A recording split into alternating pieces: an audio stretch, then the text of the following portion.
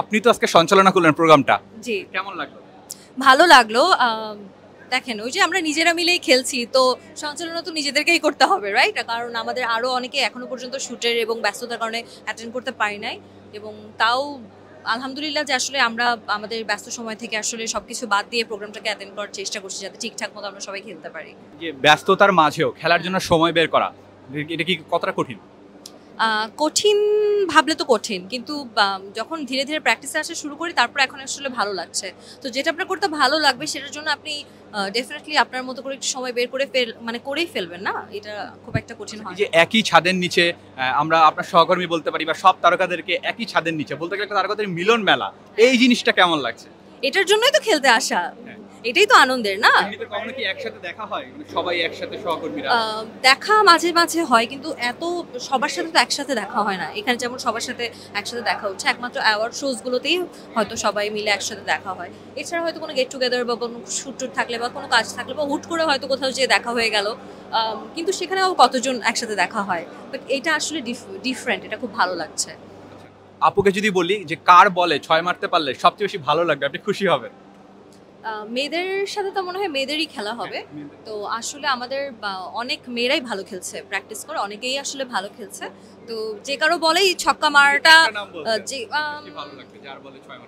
যার বলে 6 মারতে পারলে, মেহজাবিন আপুর বলে 6 মারতে পারলে খুব ভালো লাগে। এর আগে কিন্তু নাদিয়া আপুও বলেছে আমাকে সেম কথা, মেহজাবিন আপু একটু আগে কর্নিয়া আপু সেম কথা বলেছে, মেহজাবিন আপু আপনিও সেম কথা। এর কি আপনি কি কোনো প্ল্যান করে এসেছেন তিনজনই? না, আমরা প্ল্যান করে আসিনি, কিন্তু দেখেন কি হয়, আমরা কিন্তু আমাদের মধ্যে যদি বলি মোস্ট সিনিয়র, মানে যার বলে আমরা ছক্কা হাতাতে চাই সেজন্যই বলাতেই তো এটাই মনে হয়, আমার মনে হয় এই জন্য সবাই সেম অ্যান্সারটাই দিয়েছে। আর নাদিয়া আপু যেরকম ব্যাটিং খুব ভালো করে, নাদিয়া আপু আমার টিমে আছে, তো আমি তো আসলে ওরকম ভালো পারি না, এখনো পর্যন্ত আমরা শিখছি। তো আমাদের টিমে নাদিয়া আপুই বলে যে এখনো পর্যন্ত উনি গতবারও খেলেছেন, গতবার একটা টুর্নামেন্টে উনি খেলেছিলেন, তার মেহজাবিন আপুর খেলাও তো আমরা দেখেছি, সে কিন্তু মোটামুটি একদম শক্ত করে দাঁড়িয়েছিল, তাকে কাউকে আউট করতে দেয় নাই। তো এই জন্যই মেহজাবিন আপুর বলে বললাম যে ছক্কা মারতে চাই। আপনাদের টিমে কি মনে হয় যে এবার কে বেশি ভালো পারফর্ম করবে বা কাকে দেখে মনে হচ্ছে বেশি স্ট্রাগল করছে? এটা আসলে বলা মুশকিল, এটা কারণ একই টিমের তো সবাই দেখেন ভালো করলেও আসলে আমাদেরই ভালো, খারাপ হলেও আমাদেরই লস।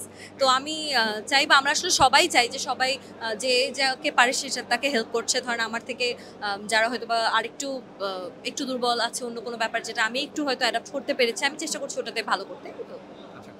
যদি চ্যাম্পিয়ন হয়ে যান, ট্রফি জেতেন, তাহলে এটা কাকে উৎসর্গ করতে চান?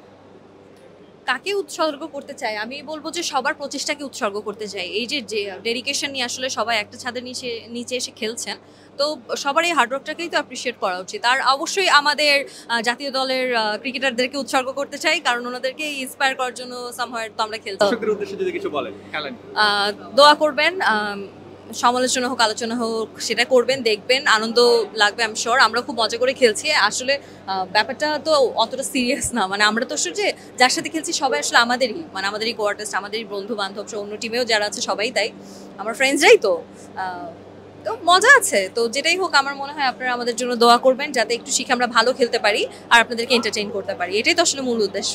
থ্যাংক ইউ, অসংখ্য ধন্যবাদ আপু। Follow us on Facebook, subscribe our YouTube channel, get the latest update on www.daily-sun.com.